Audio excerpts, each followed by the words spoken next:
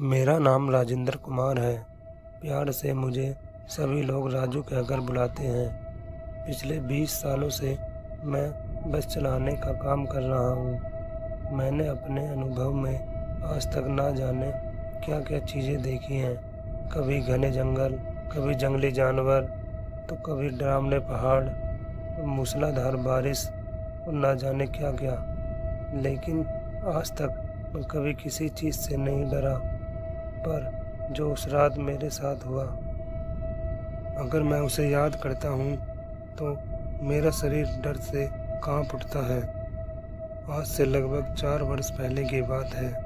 उस दिन मेरा आखिरी रूट नंबर 43 था।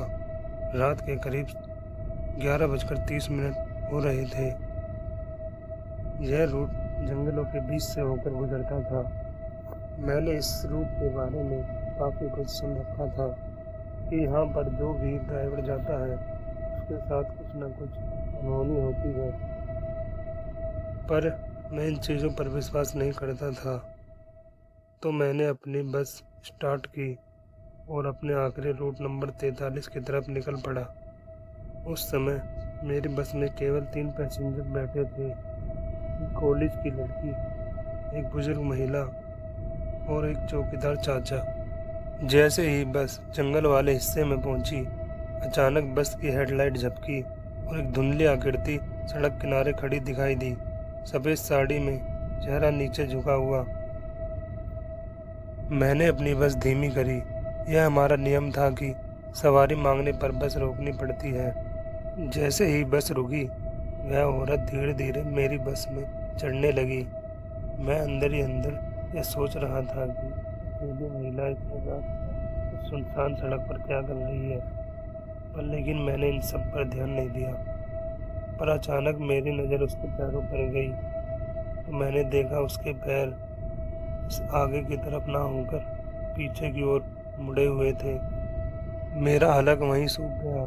पर हैरत की बात यह थी कि मेरे सिवा उन तीनों यात्रियों में से उस औरत को कोई नहीं देख पा रहा था। औरत बस के बीच वाले हिस्से में आकर बैठ गई।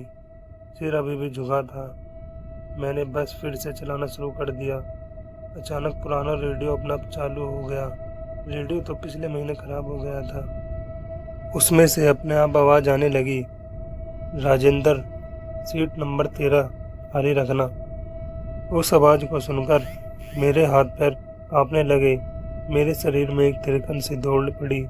सीट नंबर 13, वही सीट जहाँ वह रहस्यमय औरत बैठी थी। मैंने शीशे में देखा। वह औरत अब सीधे मेरी तरफ देख रही थी। उसकी आंखें बिल्कुल काली, बिना पुतली के थी। बस लगभग 3 किलोमीटर आगे बढ़ी थी कि मुझे कुछ अजीब लगा। मैंने शीशे से देखने की कोशिश की। बुजुर्ग महिला गायब थी, कॉलेज की लड़की भी गायब और चौकीदार चाचा भी गायब। मेरे बदन में बिजली दौड़ गई। बस में मैं सिर्फ अकेला ही था। मैंने डर के मारे ब्रेक लगाया। बस रुकते ही वह औरत अपनी सीट से उठकर आगे बढ़ने लगी। हर कदम पर उसका शरीर अजीब तरीके से मरोड़े खा रहा था, मानो जैसे उसकी सभी हड्डियां टूटी पड़ी हों। वह मेरे सामने आकर खड़ी हो गई। उसने पहले बार सिर उठाया। उसके पूरे चेहरे पर जलने के निशान थे और उन निशानों में से उसके चेहरे की हड्डी भी साफ दिख रही थी। आंखें एकदम कोयले जैसी काली। उसने फुसफुसाहट भरते हुए कहा, मुझे घर छोड़ दो, मैं इंतज़ार कर रही थी। बहुत साल बीत चुके हैं। मैंने अपनी कांपती आवाज़ में उससे पूछा, कहाँ उतरना है? वह बस की खिड़की की तरफ उंगली उठाकर बोली, जहाँ सड़क खत्म होती है। मैं समझ गया, वह मुझे जंगल के बीच में कहीं ले जाना चाहती है। मैंने बस शुरू करने की कोशिश की, पर डर से हाथ पैर सुन्न पड़ गए थे। अचानक बस का गियर अपने आप बदला और बस बिना छुए अपने आप आगे बढ़ने लगी। सारा कंट्रोल जैसे किसी और के हाथ में था। वह औरत अब मेरी सीट के बिल्कुल पीछे खड़ी थी। उसकी ठंडी सांसें मेरे कानों को छू रही थी। वह फिर बोली, सीट नंबर 13 पर बैठा था तुमने उसे देखा? मैं हड़बड़ाहट में पीछे देखने लगा। सीट नंबर 13 पर मुझे एक जली हुई आकृति बैठी दिखी, जिसका चेहरा चमकते कोयले जैसा था और आंखें खून की तरह लाल। मेरी चीख गले में अटक गई। बस अचानक रुकी। सामने सड़क खत्म, चारों तरफ सिर्फ घना जंगल। औरत खिड़की की तरफ देखती हुई बोली, यही मेरा घर है, यहाँ तुम लोगों ने मुझे मरने के लिए छोड़ दिया था। उसकी आवाज़ एकदम बदल गई, भारी गूंजती हुई।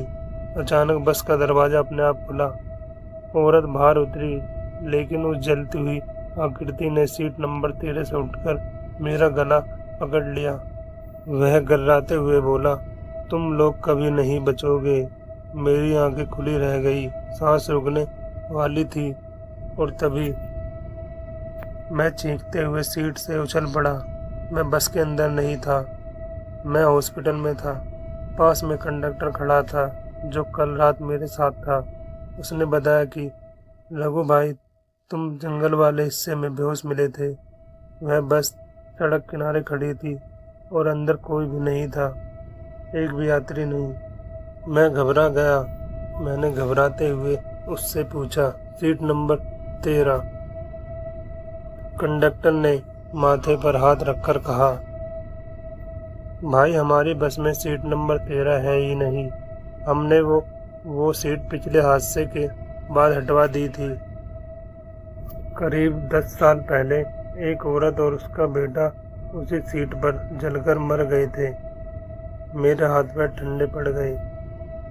उस हादसे के बाद मैंने उस रूट को छोड़ दिया, पर अक्सर रात में एक ही सपना आता है, बस चल रही है, खिड़की पर सफ़ेद साड़ी वाली औरत खड़ी है और सीट नंबर 13 पर बैठा हुआ जलता हुआ साया मेरी तरफ देखकर मुस्कुरा रहा है। अगर आपको यह कहानी पसंद आई हो तो हमें सब्सक्राइब करना ना भूलें। जल्दी फिर मिलेंगे एक नई कहानी के साथ।